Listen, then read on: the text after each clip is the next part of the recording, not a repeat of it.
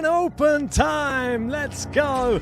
I know you're excited. I can see that look in your eye. Do you think Djokovic is always getting easy draws, or do you think Djokovic is simply so good that whatever you play him against is going to be an easy draw? And then just, Tsitsipas Thompson. Not so fast. Slow down. This is the best Wang. Oh, is it? You're determined to always put Eubanks out. You did it at Wimbledon. You just don't like it. It's the big one. Here we go. So I'm going Emma Raducanu. Oh, I don't know what's happened to my bracket. I've got Popper in here. I must have clicked on the wrong name. Djokovic is out. Big headline. Djokovic out. So I think Djokovic will get revenge this time. Djokovic, I feel, is going to win the Australian Open this year. He never forgets, Novak Djokovic. And he always wants revenge for that last defeat. That one in Wimbledon is still stinging. I've got Novak Djokovic. I've got Jelena Rybakina. Iga gets 5, Novak gets 25. Joker and Saba, those are my two. Rybakina's had a hot start to the year, and she's going to take the title. How about that? And then on the men's side, a rematch of the Wimbledon final. And I think the result's going to be the same. Carlitos Alcaraz. Elena Rybakina winning on the women's side. I think we're going to get Novak Djokovic winning on the men's side. Number 11.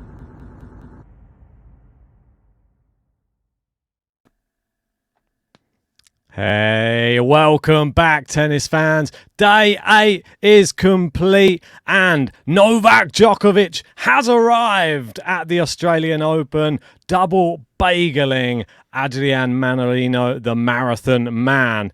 But there were some other big victories on both men's and women's side, and we have some quarterfinalists that we are going to be speaking about. JG, a really amazing day 8. Yes, I think the pick of the bunch has to be Rublev de Minaur. It was the one that went all the way to 5. Rublev clinching it in the end and coming back from 2 sets to 1 down. The Demon was really good, and we'll speak about that match in depth later on in this video. We'll probably start with Novak Djokovic, and he was able to beat Mannarino in such easy fashion that at 6-love, Mannarino then won his first game, I believe, to make it 1-1 in the third, and the crowd absolutely erupted. It's probably the biggest applause we've had this whole Australian Open. Of course, it's a bit sarcastic, but it was very much reminiscent of how the match went, and that was Djokovic did not give Mannarino a sniff at all, and the crowd just wanted to see something semi-competitive. Yeah, I agree. Yeah, I've just popped that one up there. Let's bring it up. And he was sort of like conducting the orchestra a little bit there. He said, they're doing me a favour. The more that they cheer against me, the better for me. They wake something in me that they perhaps don't want to see, a winner. They still haven't learned. And Novak Djokovic, yeah, I mean, that's the only thing that you can't really do against Djokovic to try and get the opponent to win is cheer against him, because all it does is make him play better. But he was already like thrashing Mannarino. It wasn't competitive at all, was it? It wasn't necessary. No, I don't think it was necessary, Djokovic's reaction. The match was done. He's already beaten him up. It was never, ever for a moment looking like Mannarino could get back into it.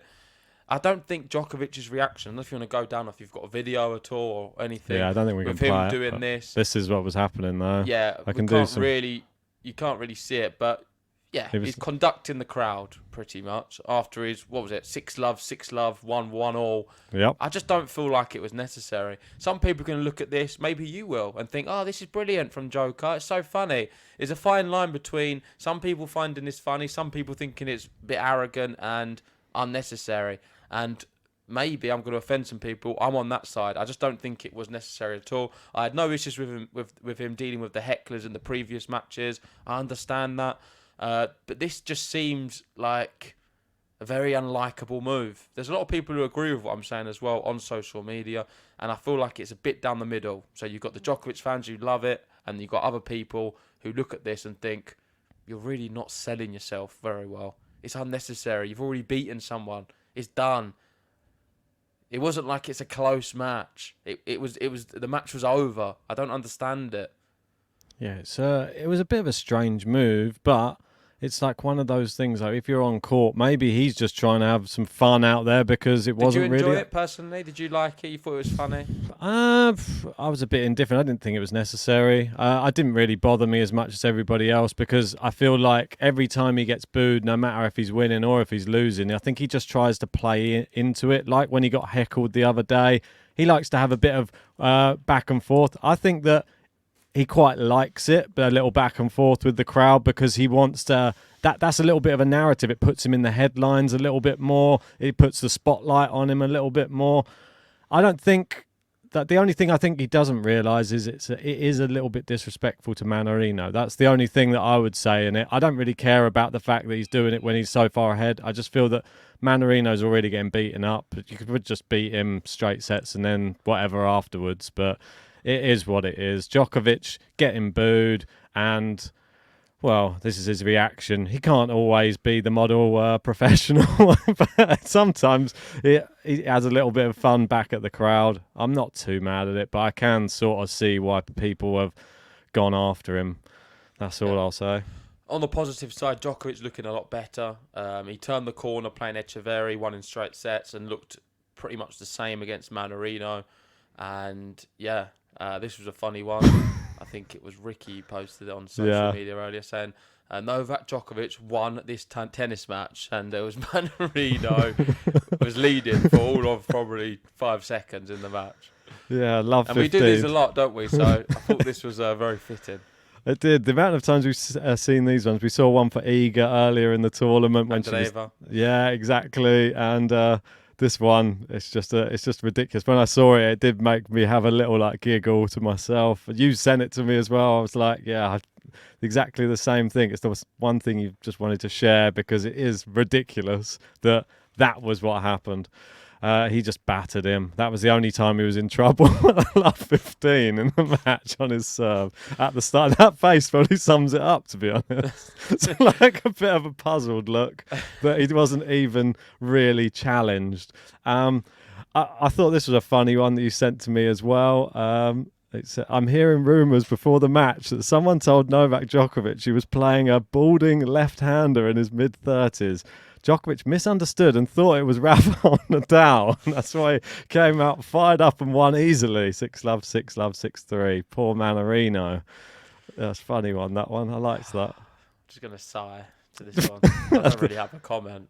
The next one, all right, we'll move away from that one. The next one, he would always get asked this question in a press conference, and it's about, obviously, always the impending retirement. When's it going to be? All of that type of thing. The big R word, and we're not talking about Roger. No, exactly.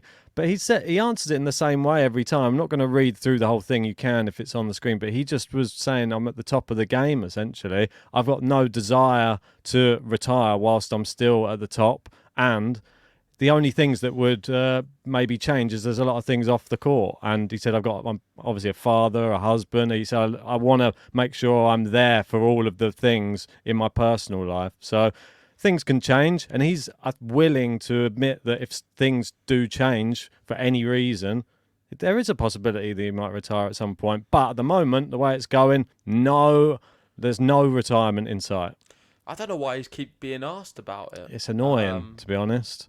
I don't really want to ask him that question because I don't think it's necessary. You ask players if they're close to retirement, if they start losing matches. If he's just obliterated Mannarino, I don't understand why anyone would be asking, so you thinking about retiring then? Why would he? He's just beaten Mannarino. He's looking like his favourite for the Australian Open. Strange questioning.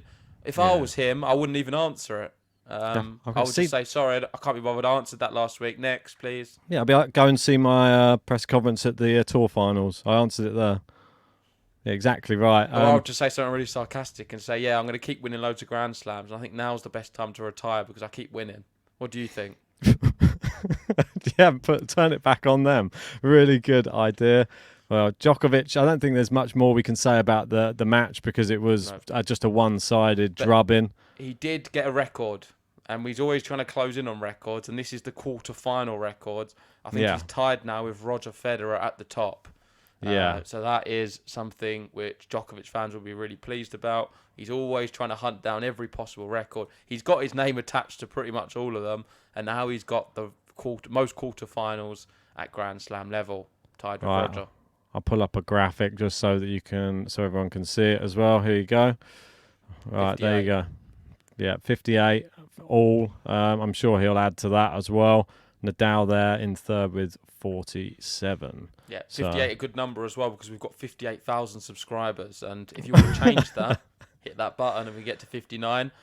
Like Djokovic probably will do at Roland Garros. Are you happy he's off of 57? You're a lucky number. Just moved away from that number for you. Rafa's going to get there soon. I'm sure he will. Another 10 and he'll be there. Do we want to go over to his next opponent? He's going to be playing Taylor Fritz, who managed to get through Stefanos Tsitsipas. Neither of us called it, but it was one of the best performances, from Taylor Fritz at a Grand Slam. And I do agree with the Jose Morgado here on this one. His level was super high, and especially the backhand. Some of the backhand winners he was hitting from really out of the court. They're almost like going around the net post, some of these winners. 50 winners in total, 19 unforced errors, and back-to-back quarterfinals at majors, the third overall after losing to Djokovic at the US Open. And now he plays Djokovic again in a quarterfinal. Yeah, I don't know if the conditions helped him, because it was played under a closed roof, this one and the Djokovic match. Fritz, when he's serving well, he can be very dangerous. He's said after this match that he is pretty confident about Djokovic. He said he was confident about this match with Tsitsipas. He said in the locker room before, I don't know if it was to his girlfriend or his coach, or he said it to someone close to him anyway, that he feels super confident that he can win this match as long as he serves well. Exactly what he did. And he said after the match that if he serves exactly the same as he did today against Tsitsipas, he feels like he stands a chance against Djokovic. Unfortunately, he said this many times, I believe. Something of the same nature. I think he said last time he was to play Djokovic at the US Open, I'm playing really well, I'm confident, this is the time I'm going to beat him. I don't mind all the talk, but eventually you've got to start backing it up. At the moment, he should start a podcast, because he's doing a lot of talking and not enough action. Well, it segues nicely into somebody who probably is doing a podcast and just including him and getting all the views from him and inserting herself into the picture. Somebody who didn't believe in him either. I didn't believe he'd beat Tsitsipas, and that is his girlfriend, Taylor Riddle, I believe. No, Morgan Riddle, sorry. Taylor Fritz is obviously his name. Maybe he's going to take her name. I should probably insist on that. She will now have to eat a full jar of Vegemite on Instagram Live, and he's not going to be partaking in it. And she didn't seem too pleased with that. And there you can see, I'm not sure why she's doing that gesture. I don't know if she's trying to signal something else there.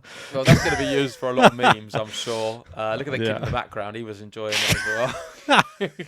Yeah, exactly right. But didn't believe it that he could beat Tsitsipas. I don't know, maybe that gave him the motivation. I don't know what her tactic is here, but she is inserting herself into the narrative quite a lot and getting herself a lot of airtime, as a lot of people have got a lot of views on this. But as long as he's happy, as long as she's happy, I think everybody should just stick to her. I think fair play to her. Yeah. Fair play. She's doing exactly... She wants to grow her following. She wants to be more well-known. She clearly has a lot of respect and love for Taylor Fritz. I believe they're a genuine couple. They're both happy. I don't see nothing really wrong with it. I mean, fair play to her. Yeah, she has a lot of people criticise people in this world because they're jealous, and I think that will be the case a lot with her. What did you make on this one? I'll play a little clip from one of her. I think it's one of her YouTube series. Wait for this. I told you I wasn't interested before. Now you're going to enjoy it. I'm sure you are. I just felt a bit awkward watching it, to be honest. I'm not sure which one this is from. I think you're one of the haters who are jealous. No, I don't mind, but I just feel it's quite funny. And I'm just watching him. She makes him squirm sometimes. Sinner's playing right now. I think he's been playing good all year. And then we've got. I think it'll be a fun match. He's fun to watch. He's so cute. His face. After she says that, he's like, "What? Why are you saying that?" But I thought it was quite funny. Sinner is cute. I agree with her.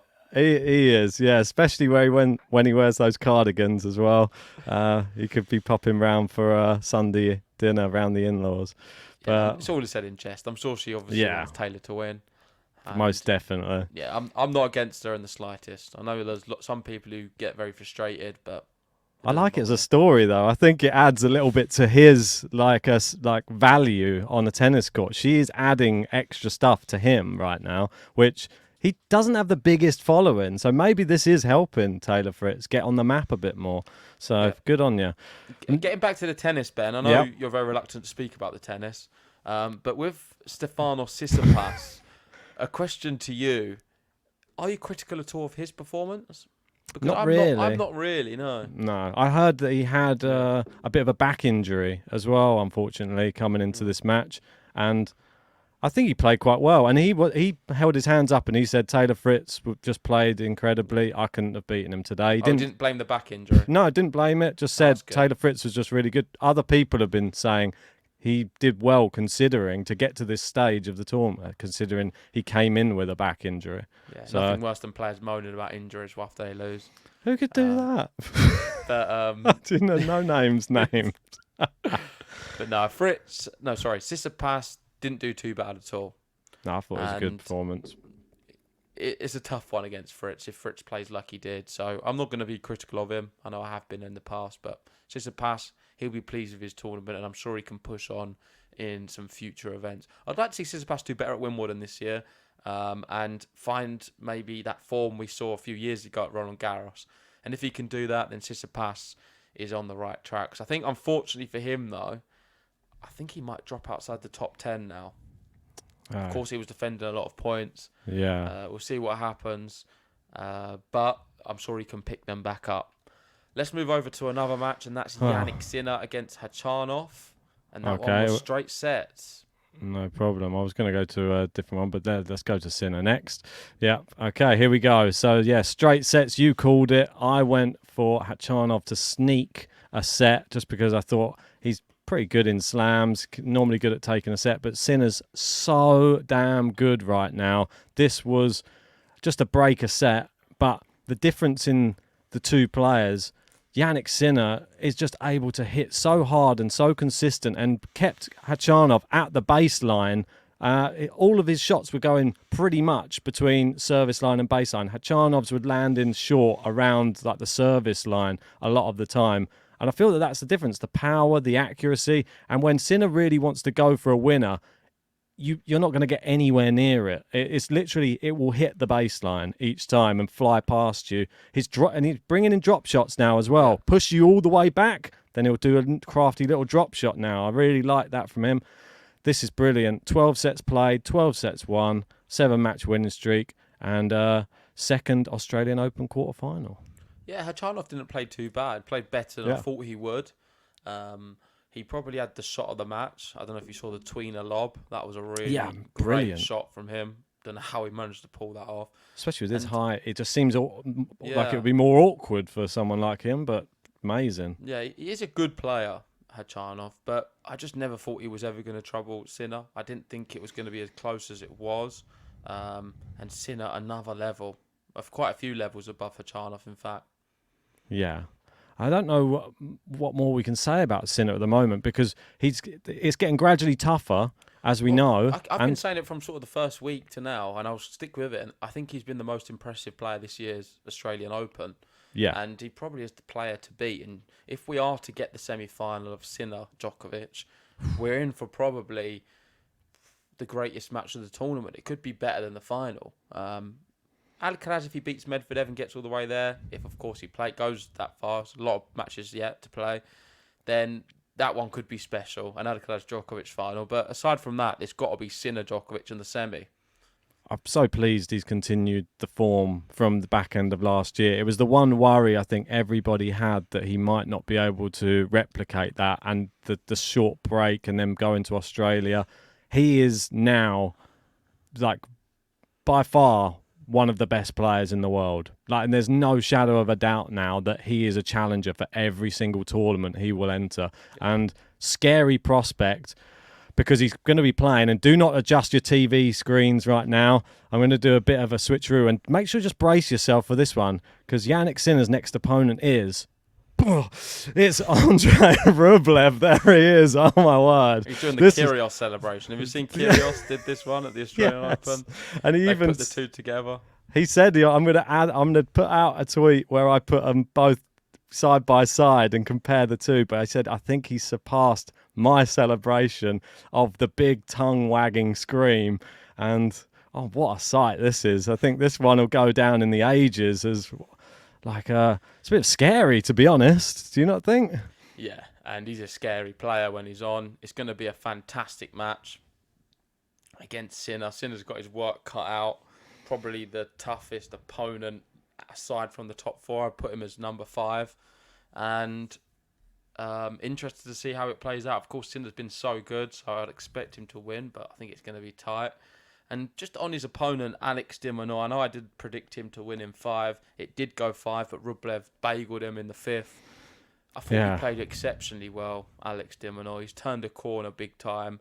I think it's a matter of time until he is a top 10 player. He's getting better and better. He started this year so well, and I think he can be proud of his performance. He just run out of steam a little bit in the 5th, and Rublev just leveled up and just didn't go away. Kept hitting big, serving well, and it's so tough when Rublev plays like this. And he's now into his 10th major quarterfinal.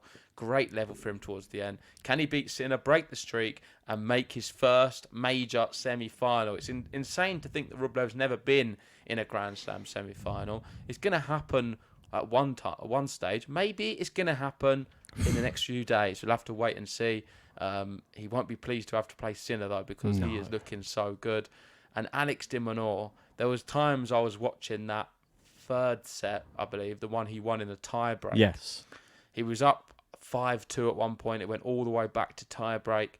And he was covering so much of the court. It was incredible. His court coverage is probably the best on tour. I feel like him and Alcaraz are close. Yeah. And he's got better coverage than most insurance companies. Boy, it really does. I mean, the way he was sprinting around that court, it was unbelievable. Some of the shots that he's able to play when he looks like he's beaten in a rally as well, I thought de Minaur. Like Rublev obviously hits it into the corners with such pace, and de Minaur was sprinting there and flicking it back to the other corner with as much pace on the ball as well. The rallies in this match were some of the best of the tournament. Some people call it match of the tournament. I think it's right up there with possibly my favourite one. But I still think that there's more to come from Andrei Rublev, and we could see it against Jannik Sinner, but it's a tall order. He's lost his last 2 to Jannik Sinner last year, both in straight sets, both on hard court. Something's going to have to change, and Rublev's going to have to come onto the court numb, not thinking about the fact he could get to a semi-final, not thinking about the last results, and just treating every point as a must-win, because if he doesn't, he's not going to get past Jannik Sinner. Yeah, exactly. Well done to Rublev. Well done to de Minaur as well. He'll be back, and hopefully he can get an opportunity in the next few slams to have another shot of getting to a quarterfinal. Indeed, and he said, it's better not to be inside my head. It's like a scary movie. So that's what's going on inside Rublev's head. On to the women's, though, and somebody who doesn't have any worries inside her head at the moment is Aryna Sabalenka, and she absolutely destroyed Amanda Anisimova. It was straight sets, as you said. Anisimova, no match. Sabalenka was up a break really early. There were a few little rain delays that made them go on and off, but Saba just looked the just ultimate champion. She's just winning so many matches down under. That's the 11th consecutive match at the Australian Open, and that's since Serena Williams, and she got 11 between 2017 and 2019, which good company to be in. Yeah, Anisimova will be pleased she won a few matches and shown the tennis world that she's back at some kind of capacity, but Sabalenka was always going to be a bit too much. And you could probably say the same for Freck. Happy she won some matches, but playing against Coco Gauff, it wasn't really competitive whatsoever. There was never a doubt that Coco was going to lose. And Coco and Saba just look destined at the moment to be playing each other in the semis. Looks like it, doesn't it? Sabalenka is the youngest player to reach 6 consecutive singles Grand Slam quarterfinals since Amelie Mauresmo between the US Open 2003, Australian Open 2005 as well. So, Caliber. yeah, really getting up there with some top names in the sport. She's going to be the favourite for the tournament now. Obviously, no Iga, no Rybakina, but Coco Gauff. Yeah, Coco Gauff could be the one to stop her. She managed to stop her at the US Open, but it's a slightly different court down under, but she looks amazing. Coco Gauff made light work of Freck. I thought it was an incredible performance. Freck didn't have a chance. She's not lost this year, has she, Coco? No, I don't believe so. She was winning before as well, so that's a 9-match win streak. She's won 33 of her last 37 matches. Today she wins her 11th. What's that, consecutive match? Yeah, I mean, it's crazy. 11 consecutive matches, 33 out of the last 37. And it's just a brilliant start to the year for Coco Gauff. This is another person. She's like she's like a step ahead of Jannik Sinner, I think. You're saying Sabalenka's the favourite. Is Coco not the favourite? No, I think Sabalenka's still the favourite due to being the reigning champion. I think that she's Coco beat her in a Grand Slam the last time they faced each other. US Open though, slightly. It's different court, slower court. This court suits Sabalenka. Quite slow though.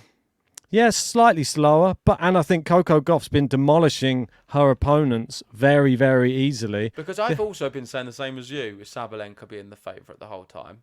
There's been some people commenting saying, why are you not saying Coco is? And I've been thinking about it, and I think I'm kind of a little bit wrong. I feel like I'm changing my mind slightly. The more I'm seeing it, I'm kind of starting to think that it's actually level between them, and we don't have a favourite. Close, isn't it? I mean, I put this tweet out. I don't know if this means anything to anyone. I just thought I'd put it out there, which is Coco Gauff's Australian Open opponents so far. This was just after the win.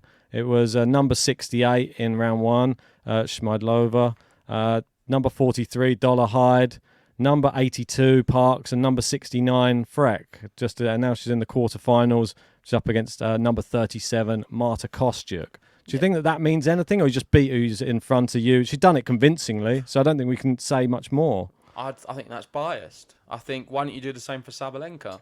Yeah, she I had would. Seedorf, Kvitova, Serenko, and then Anisimova. Yeah, exactly. Much tougher.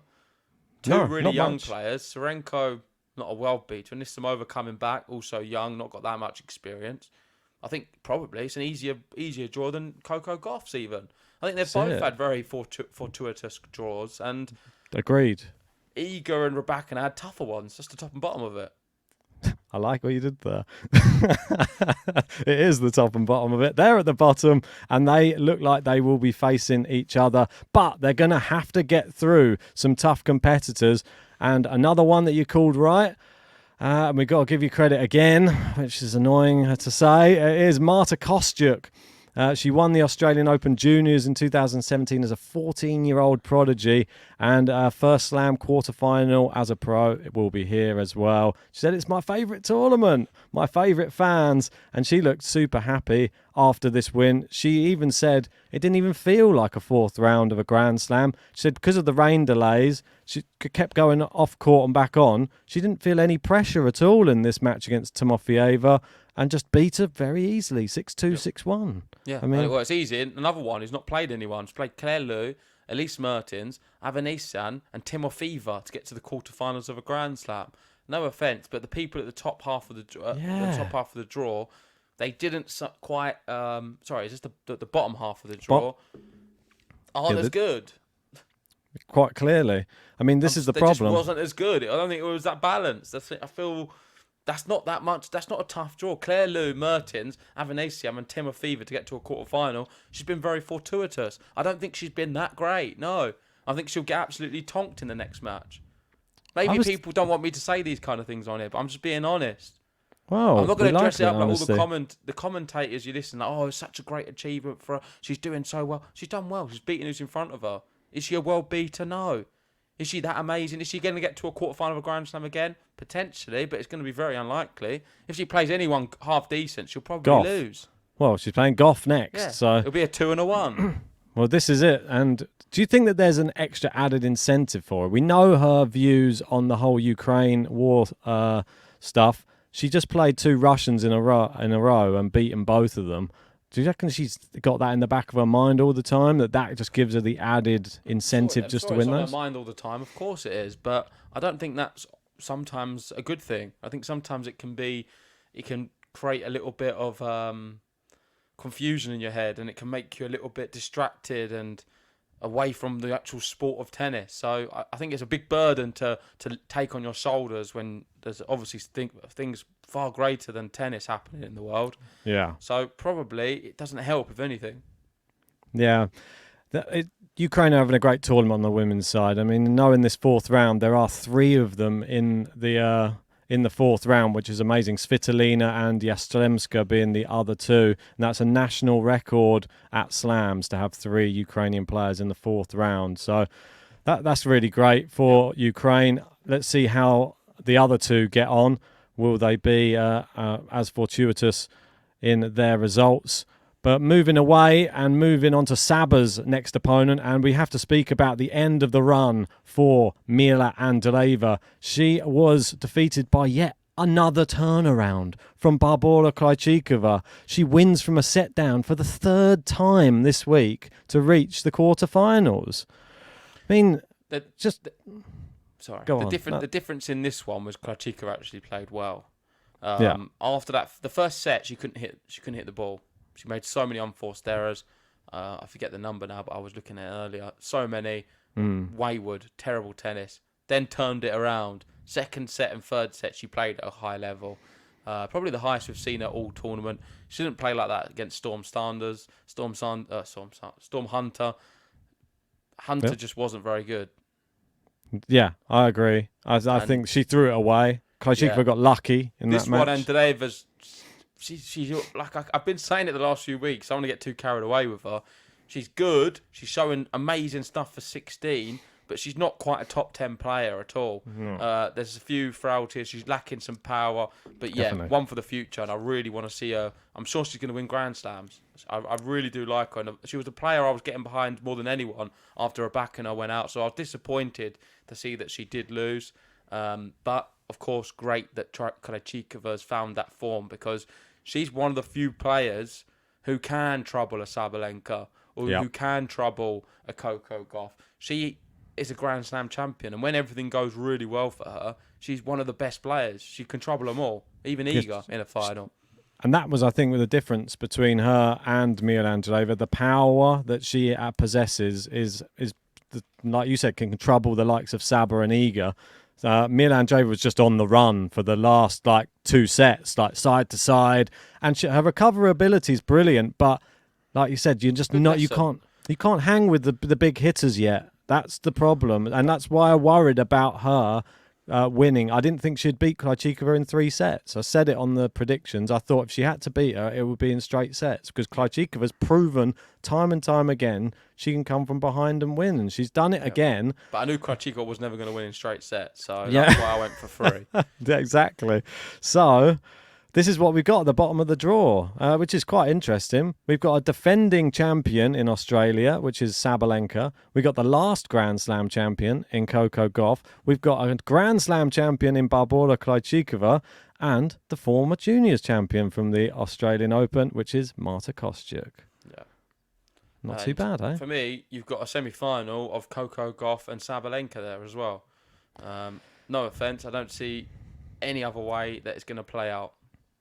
I mean, this could play into Coco's hands. I mean, if Krejcikova does it again and gets slightly better and then starts giving Saba the runaround, Coco, you never know. I think Kostyuk will be lucky to get 5 games, and Krejcikova will be lucky to get 5 games. Well, we don't need to do the predictions now then. All right. Well, you might change your mind when we get to the predictions tomorrow night. All right. Maybe I'll have something different. I'll have to go down some other avenue. I've not done too well on the first day of our round 4 predictions. I'm behind as I was in the round 3 ones. Bring it up. Remind us. All right. I'm just gonna find it. Just give me. And then we'll wrap up, because I think this has been our longest ever one. Yeah. There's a lot. The matches are getting better, and Here we go. So these are the ones from day 8. As you can see here, we've got Djokovic, we both got right in straight sets. Neither of us got Taylor Fritz to win, so we don't get any points. You had Jannik Sinner to win, so you got full 3 points. I had him in 4, so I only get 1. And Rublev, I had to win in 4, so I only get 1. You had de Minaur. And then on the women's side, both had Gauff in straights. Got that right. Sabalenka in 2, you got that right. I said in 3, I got 1 point. Kostyuk, you had to win. You got 1 point because you got the wrong sets, and I didn't get any for Timofeyeva or Andreeva. So Krejcikova through, meaning we don't get any points for that one.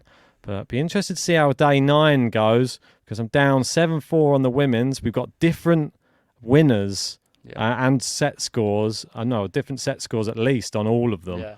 So there's opportunities and points to be made here.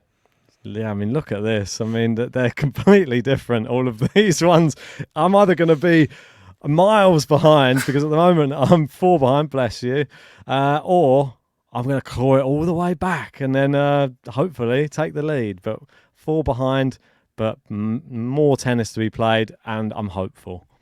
Exactly that. Let's wrap it up there. Thanks for watching. This has been day 8, day 9. Day 8. Day 8 action at the Australian Open. Thank you for watching. Make sure if you haven't already, hit the like button, subscribe if you're new. We will be doing quarterfinal predictions once day 9 has concluded, and we will be covering Carlos Alcaraz versus Kecmanovic, and maybe one of the others. I'm not sure yet. Maybe Borges Medvedev as well. Ooh, that one is an exciting one. I can't wait for that. But yeah, let the tennis commence. Yeah. Go check us out on Spotify as well if you want to listen to our beautiful voices over there. But for now, we'll see you guys later. Bye bye.